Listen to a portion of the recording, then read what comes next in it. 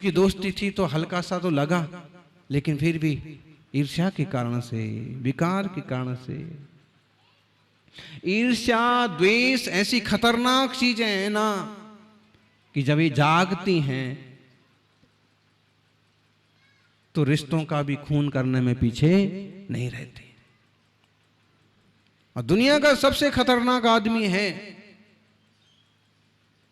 अच्छाई का मुखौटा पहना हुआ दोस्त, अच्छाई का मुखौटा पहना हुआ गद्दार रिश्तेदार। बड़ी बड़ी सत्ताएं भी इसी तरह से खत्म हुई, जिस पर भरोसा किया वो गड़बड़ निकला। इसलिए दोस्ती बहुत जल्दी मत कीजिए, शांति से कीजिए।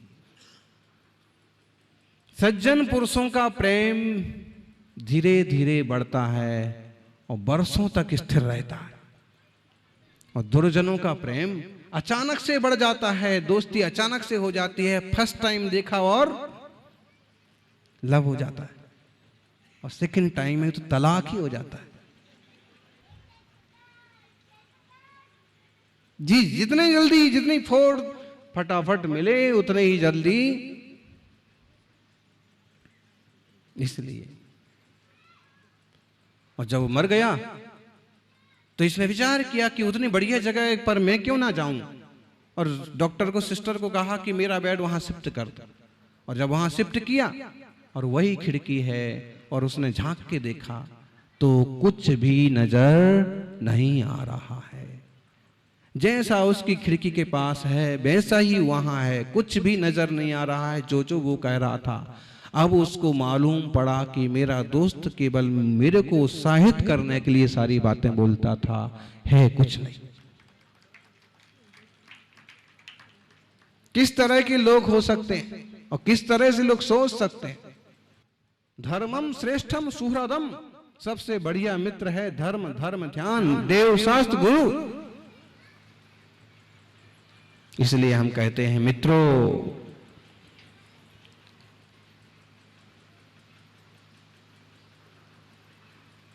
मोक्ष मार्ग को समझो, आत्महित को समझो।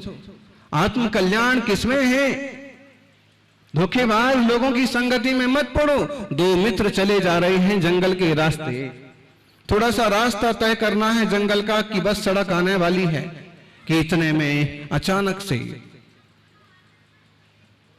भालू ने हमला कर दिया। भालू दौड़ के आ रहा है, एक दोस्त की नजर उस पर पड़ गई है और बिना इशारा किए फटाफट और पेड़ पर चढ़ गया, फटाफट पेड़ पर चढ़ गया। दूसरा बेचारा जो सहज था, जिसे सब ख्याल में नहीं आया कि जब तक भालू उसके पास आ गया, वो भी फट से जमीन पर गिर पड़ा, और उसे जो योगा की क्रिया आती थी, कुंभक करना आता था, पूरक करना आता था, उसने पूरक कर लिया और ऐसे पड़ गया जैसे मुर्दा। अक्सर कर भालू मरे हुए आदमी पर तुरंत आक्रमण नहीं करते, ऐसी सोच। और भालू रीछ, उसने इधर से उधर सूंघा, उधर से उधर सूंघा, नाक के पास सूंघा, लेकिन वो चुपचाप शांत पड़ा रहा। उसने कान के पास सूंघा, अगर जीवित होगा तो हिलेगा डुलेगा, फिर मैं शिकार करूंगा, लेकिन फिर भी हिला डुला नहीं। भालू अपने रास्ते चला गया। जैसे उसने देखा ऊपर वाले पेड़ वाले ने कि भालू तो चला गया, तो उतर करके नीचे आया, उसको कहा अरे चल उठ, भालू चला गया। चलने लगे, चलते चलते पेड़ पर चढ़ने वाले दोस्त ने कहा भालू ने तो तेरे को खाई लिया होता, लेकिन उसने कुछ नहीं किया। उसने तेरे कान में क्या बोला? कान में सूंघा ना, भालू ने तेरे कान में क्या बोला? उसने कहा भालू ने मेरे कान में बोला ऐसे गद्दार दोस्तों की संगति कभी नहीं करना। खुद भाग खड़ा हुआ, इशारा भी नहीं किया कि ये नुकसान है, ये तकलीफ आ सकती है, ऐसा हो सकता है। देवशास्त्र गुरु ऐसे नहीं होते हैं। आप जब भी शरण में जाओ, जब भी उनके पास बैठो तो एक तरह की शांति, एक तरह का सुकून मिलता है। जिन वाणी सुनेंगे एक तरह की निर्मलता बढ़ती है, प्रभु की मुद्रा निहारेंगे। सच्चे मित्र गुरुदेव। और इसलिए हे मित्रों, संसार के कीचड़ में मत पड़ो, यथा योग गृहस्थी का निर्वाह करो, यथा योग श्रावक धर्म का पालन करो, लेकिन निज भगवान आत्मा को कभी मत भूलो। हम इस संसार में रुचने पचने के लिए नहीं आए हैं, संसार बढ़ाने के लिए नहीं आए हैं, संसार से पार जाने के लिए आए हैं। बोलो ज्ञानी, मंदिर क्यों बनाते? श्री जी को क्यों विराजमान करना, क्यों करना है पंच कल्याणक? ऑलरेडी बहुत मंदिर है। फिर बोलो सुरेंद्र जी, कमल जी, महावीर जी, बोलिए। बोलो राजा।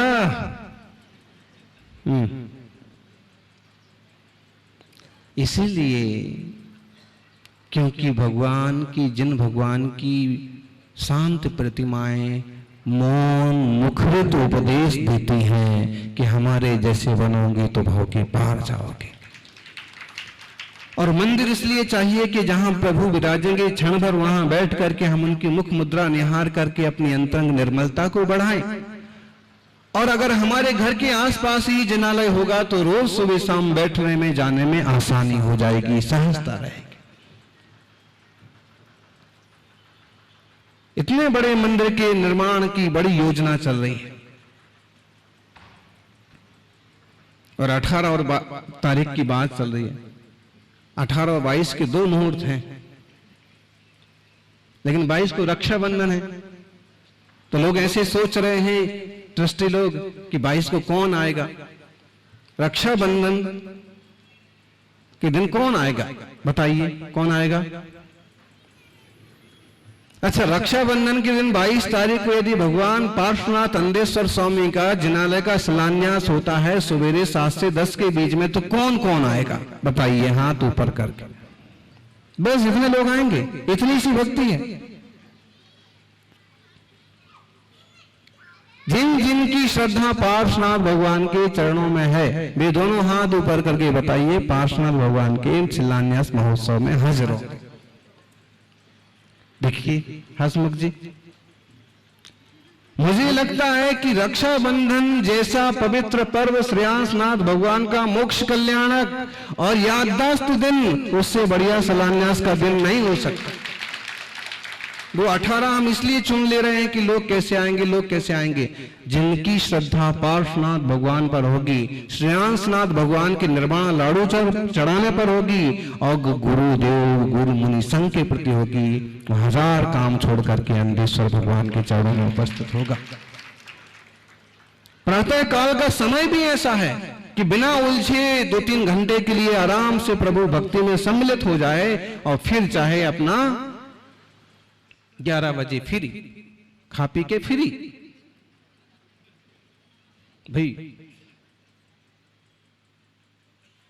तो आप सब मन बनाइए कि हम तीर्थंकर पार्श्वनाथ भगवान का निर्वाण कल्याणक मुकुट सप्तमी को पूरे देश में अपने अपने गांव के मंदिरों में और तीर्थ पर अच्छे से मनाएंगे। और रक्षाबंधन के दिन निर्वाण कल्याणक श्रेयांसनाथ भगवान का सब मिलजुल करके अंधेश्वर पार्श्वनाथ भगवान के चरणों में मनाएंगे, शिलान्यास महोत्सव करेंगे। याददाश्त होता है कोई दिन, आप वहां केवल एक धागा बांध करके फ्री हो जाएंगे और भाई 1500 रुपए दे करके फ्री हो जाएंगे। लेकिन अगर इस शिलान्यास में शामिल होंगे तो जिंदगी के आखिरी लम्हे तक याद रहेगा कि हम रक्षाबंधन के दिन कभी पहली बार और कहीं तीर्थ पर गए थे और शिलान्यास में हमने एक छोटी सी ईंट रखी थी। बहुत भीड़ थी, बहुत लोग थे और उसमें हमारा कहीं नाम नहीं था, नंबर नहीं था। आखिरी में भी हमने ये लाभ ले लिया था और उन्होंने ये लाभ लिया था, उन्होंने ये लाभ लिया था। ये चीजें याद रहती हैं। अकंपनाचार्य मुनिराज से जुड़ा हुआ दिन है। अकंपन मंदिर बनेगा जो सदियों तक टिका रहेगा। और अगर आत्म कल्याण चाहिए, आत्म शुद्धि चाहिए, संसार के बंधन से मुक्ति चाहिए, तो इस वीतराग दिगंबर अवस्था के अलावा कोई रास्ता नहीं है।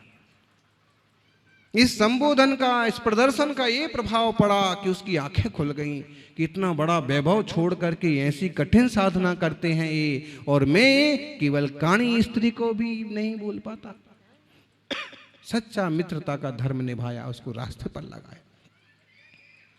है कोई बिरला मित्र होगा, अगर कोई भटक जाता है तो भटक जाता है, भटकने तो मेरी क्या पड़ी। बल्कि अगर किसी को गिराना है तो उसको लगा दो किसी छोकरी से, किसी शराब से, पूरा गिर जाएगा, खत्म हो जाएगा। और ऐसे भी नामधारी दोस्त होते हैं कि किसी के पतन के लिए उसको गलत रास्ते पर व्यसन में लगा देते, अब फूंकता रहे हीरोइन, कोकीन। सावधानी, दगाबाज लोगों से सावधान रहो। सौभाग्यशालियों, दोस्त वह है जो आपके अतीत को जानता है। आपका अतीत क्या था? दोस्त वह है जो आपके भविष्य पर विश्वास करता है कि भविष्य इसका अच्छा होगा। अपने दोस्त आपको वैसे ही स्वीकार करता है जैसे आप हैं, उसमें बदलाव नहीं करता। ठीक है, अच्छा है, सज्जन है, जैसे हैं, सरल हैं। दोस्त आपको वैसे ही स्वीकार करता है जैसे आप हैं। और दोस्त खेल खेल में आपको परिपक्व बनाता है, खेल खेल में, बातों बातों में भी आपको साहसी, परिपक्व।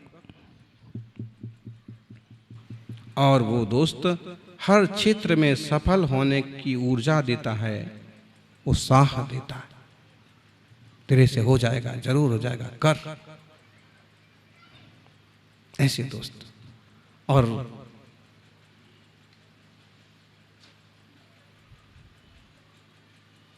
ऐसे दोस्त ही जीवन में बनाना चाहिए।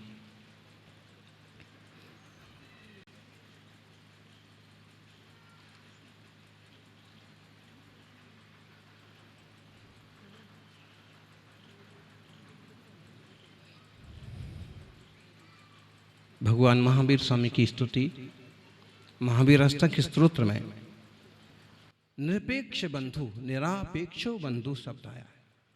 निरपेक्ष बंधु, निरपेक्ष मित्र कौन है? महावीर स्वामी। निरापेक्षो बंधु विदित महिमा मंगल कर, शरण्या साधु नाम भव भय व्रता मुत्तम गुणो, महावीर स्वामी नयन पथ। सच्चे मित्र प्रभु क्यों? वीतरागी हैं, उन्हें तुमसे लेना कुछ नहीं है, अपितु तुम उनसे जो कुछ ले सकते हो, शांति, सहजता, स्वरूपास्तित्व बोध, वो तुम ले लो। ज्ञानियों, दुनिया में दिगंबर मुनि से बड़ा, वीतरागी प्रभु से बड़ा, सच्चे धर्म से बड़ा कोई मित्र नहीं है।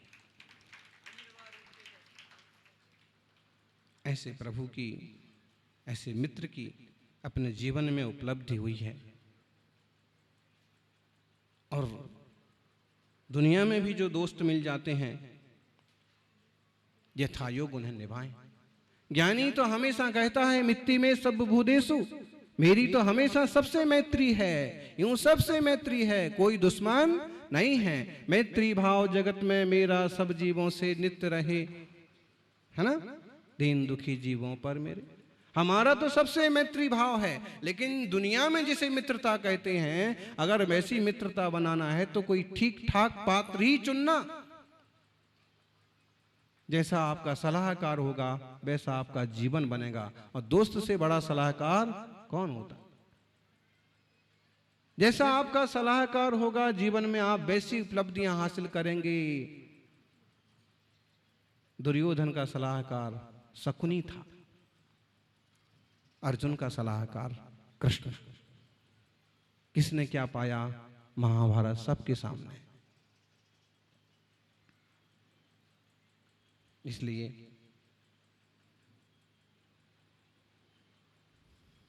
वीतराग जिन शासन से जुड़ी है। एक छोटा सा ग्रंथ है धर्म परीक्षा, और उसकी शुरुआत होती है दो मित्रों से। एक मित्र रहता है मिथ्या दृष्टि, गलत मान्यता वाला, और दूसरा रहता है धर्मात्मा। और ढेर सारी कहानियां सुनाता है, ढेर सारे प्रैक्टिकल करता है, और अपने दोस्त को इस ढंग से समझाता जाता है कि जिन धर्म के अलावा, देवशास्त्र गुरु के अलावा आत्मा के हित में और कुछ भी नहीं है। और पूरा 250 पेज का ग्रंथ वहां जाके खत्म हो जाता है कि पहले वाले दोस्त को ये बात समझ में आ जाती है कि जो ये कह रहा है वो बात सही है और मुझे धर्म के मार्ग पर ही चलना चाहिए। वहां उसको कल्याण मित्र शब्द कहा है। कल्याण मित्र, जो आत्महित में कल्याण में सहयोगी हो। चाय पीने वाले दोस्त बहुत मिल जाएंगे, पकौड़ी खाने वाले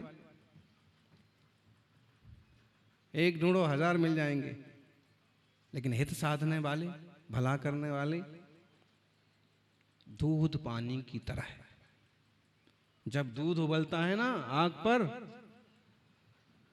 और जब पानी सूखने लगता है, भाप बन के उड़ता है, तो दूध बाहर देखने आता है, आग को बुझाने के लिए आता है, और खुद अपने दोस्त पानी को नहीं जलने देना चाहता है, खुद ही भगोनी में से आग में कूद पड़ता है, आग को बुझाता है।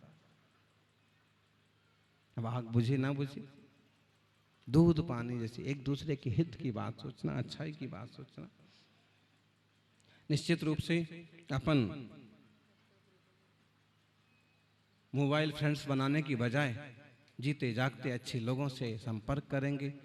देखिए कैसा सुंदर ग्रुप बनता है। 10-20 धर्मात्मा इकट्ठे होते हैं, 100-50 लोग इकट्ठे होते हैं, एक जैसी वेशभूषा में भक्ति करते हैं, पूजा करते हैं, आग्रह करते हैं। कैसा अच्छा लगता है, सबका मन मिलता है, भाव मिलता है, और फिर भी चाहें तो महापंच कल्याणक महोत्सव जैसा कार्य भी संपन्न कर लेते हैं। तो दोस्ती जरूर हो। बचपन की दोस्ती तन को ताकत देती है, युवावस्था की दोस्ती मन को ताकत देती है, और वृद्धावस्था की दोस्ती सेहत को ताकत देती है। पल भर में जोश जवानी का उड़ जाएगा, बुढ़ापे की तैयारी रख। दिल सबसे मिलता नहीं, फिर भी जुबान प्यारी रख, फिर भी जुबान प्यारी रख। जय बोलिए 24 तीर्थंकर भगवान की।